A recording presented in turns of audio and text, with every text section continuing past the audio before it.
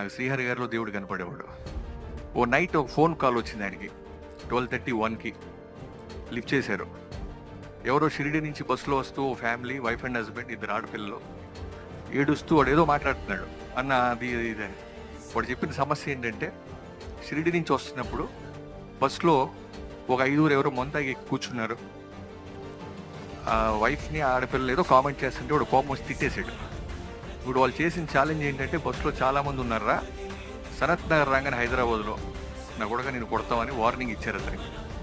డైరెక్ట్గా శ్రీహరి గారికి ఫోన్ చేసి సమస్య చెప్పాడు.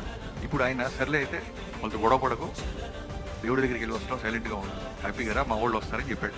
తెల్లవారుజామున 5:30కి బస్సు ఎస్ఆర్ నగర్ దగ్గరికి వచ్చింది.